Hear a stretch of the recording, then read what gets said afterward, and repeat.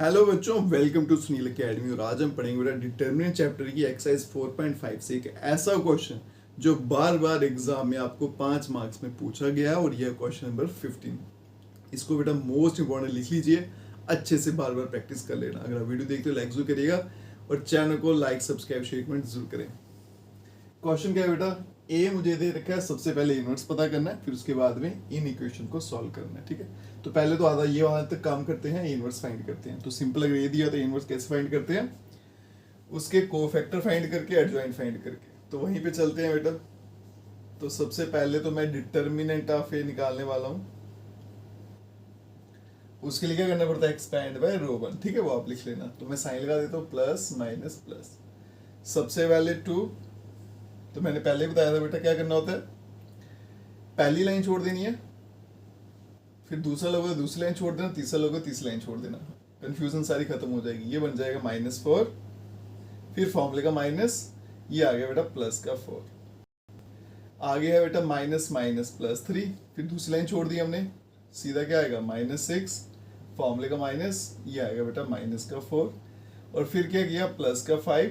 और अब तीसरी लाइन छोड़ दी हमने, 1 × 3 सीधा सीधा 3 आएगा, फॉर्मूले का माइनस, 2 × 1 किया तो 2 आएगा। तो determinant of A equals to 2, यहाँ पे तो आ गया 0 प्लस 3, यहाँ पे माइनस का 10 प्लस 5 और यहाँ पे आ गया बेटा 1। तो डिटर्मिनेंट ऑफ ए आपका आ जाएगा, ये तो 0 हो गया, -30 प्लस 5, तो ये बन गया आपका बेटा माइनस का 25, नॉट इक्वल्स टू 0। तो इसका मतलब ए इनवर्स एग्जिस्ट करेगा आपका। ठीक है जी, आगे चलते हैं। -6 -4 हो, एक मिनट, ये -6 था, ये माइनस माइनस प्लस 4 आएगा, इसलिए गड़बड़ी हो रही है। यहाँ पे -2 अच्छा होगा, पहले देख लिया हमने। यहाँ बन जाएगा बेटा -2, ये बन जाएगा आपका जो 30 बना था, ये आ गया आपका -6 प्लस 5, ये आ गया बेटा आपका -1। ए इनवर्स एग्जिस्ट करेगा। ठीक है, थोड़ा डाउट हो रहा था इसलिए मैंने इसको रीचेक कर लिया। तो आप भी देख लेना बेटा, एक बार जो डिटरमिनेंट कैलकुलेट करते हो तो एक बार फिर से उसको रीचेक करना। इन क्वेश्चन में बार बार रीचेक करते जाएगा क्योंकि एरर बड़े रहते हैं। आगे चलते हैं बेटा, कोफैक्टर फाइंड करेंगे। पहले 3 कोफैक्टर तो यहीं से मिल जाएंगे। C11 कितना हो जाएगा 0, C12 ये कितना हो गया -2 और C13 ये हो जाएगा बेटा आपका 1। अब चलते हैं C21। ठीक है, तो मुझे क्या करना है, ये वाली लाइन पहले ये सर्कल हटा देता हूँ यहाँ से। अब ये वाली लाइन मुझे छोड़ देनी है। ठीक है, तो -2 को, और यहाँ से ये वाली हॉरिजॉन्टल लाइन ये की वर्टिकल ये जाएगी, तो -2 को -3 से किया तो 6 आया, फिर फॉर्मूले का माइनस, 5 × 1 करूंगा तो बेटा आंसर 5, तो मेरा कुल मिला के 1 आ गया, C22। ठीक है, अब मैंने ये वाली लाइन छोड़ देनी है, तो -2 को 2 से किया तो ये माइनस का 4 आ गया, फिर फॉर्मूले का माइनस, 5 को 1 से करूंगा तो 5 आ गया, बन जाएगा बेटा -9, फिर आ गया C23। अब ये वाली लाइन छोड़ देनी है, तो 1 को 2 से किया 2, फॉर्मूले का माइनस, और फिर ये -3 को 1 से किया तो -3 बन रहा है, तो यहाँ भी माइनस है तो +3, तो कुल मिला के 5। फिर आ गया बेटा आपका C31। नेक्स्ट लाइन पे चलते हैं, ऐसे ये आ गई, -4 को -3 से तो प्लस का 12, फॉर्मूले का माइनस लगाएंगे, 5 × 2 कर देंगे तो 10, आंसर आ गया 2। फिर आ गया बेटा C32। अब बीच में लाइन हट जाएगी, -4 को 2 से किया तो -8, फॉर्मूले का -5 और 3 किया तो आ गया 15, तो बन जाएगा -23, और फिर C33। ठीक है, ये वाला नंबर आ गया, 2 × 2 4, फॉर्मूले का माइनस, -3 × 3 ये -9 है, तो यहाँ बनेगा +9, तो आ गया बेटा 13।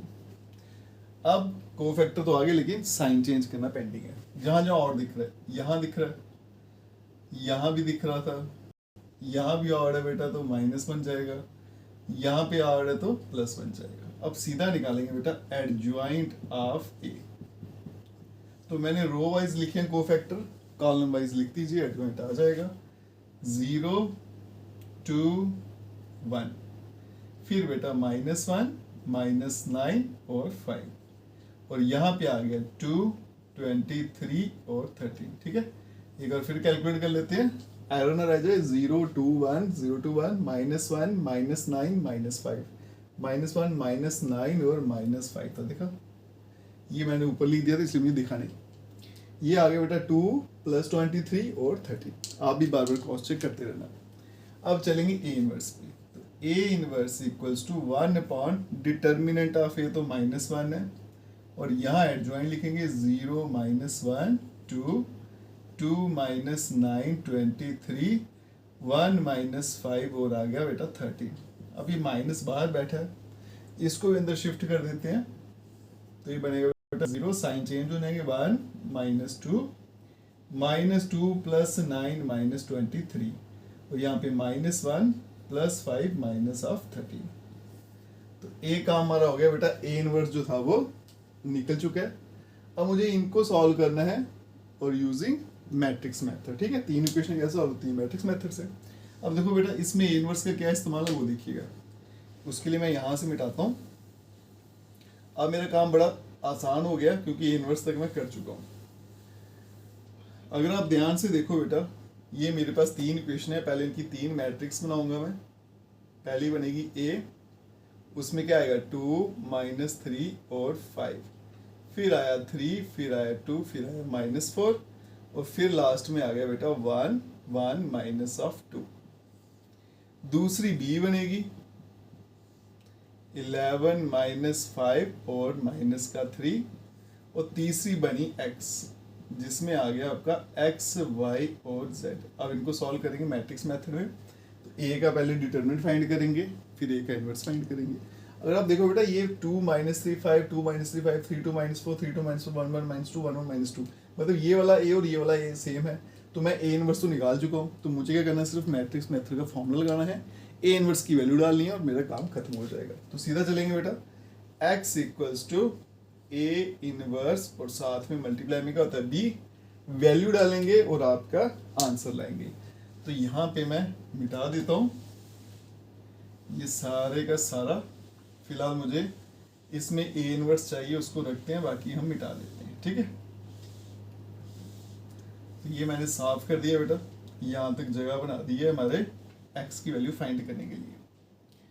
अब यहाँ से देखो, x के बदले में तो फिलहाल मैं x ही रखता हूँ, ए इनवर्स उसके बदले में क्या आ गया 0 1 -2 -2 9 और -23, फिर आ गया -1 5 और -13, साथ में आ गया b में क्या है 11 -5 और -3।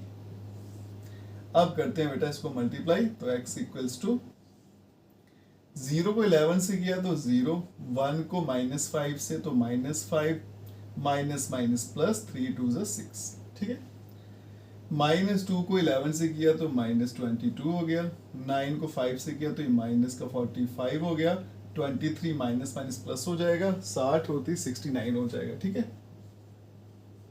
-1 को 11 से किया तो बेटा -11, 5 को 5 से किया -25, माइनस प्लस 13 या 39 39 हो जाएगा। तो यहाँ पे 6 में से 5 गया तो 1, अब 45 और 22 दोनों मिल जाएंगे तो बन जाएंगे बेटा 67। तो 69 में से 67 गया तो बचेगा 2। अब ये दो ऐड करूंगा बनेगा 36, 39 में 36 गया तो 3, और दूसरी तरफ क्या था बेटा x, है ना, ये x y और z। तो कुल मिला के यहाँ से x की वैल्यू 1, y की वैल्यू 2 और z की वैल्यू निकली 3, और यही इस क्वेश्चन का आंसर है। बड़ा ही इंपॉर्टेंट क्वेश्चन है बेटा, बस आपको कंफ्यूज करने के लिए लिख दिया कि ए अगर ये है तो इनवर्स फाइंड करिए, अगर ये नहीं भी लिखा था तो भी आपको इनवर्स फाइंड करना ही था ना, क्योंकि मैट्रिक्स मेथड है। तो आप यहाँ से फाइंड करिए, यहाँ से फाइंड करिए, बात तो एक ही है, और एग्जाम में बार बार पूछा भी गया है। अगर आप वीडियो देखते हो लाइक जरूर करिएगा, चैनल को लाइक सब्सक्राइब शेयर कमेंट जरूर करें। Best of luck.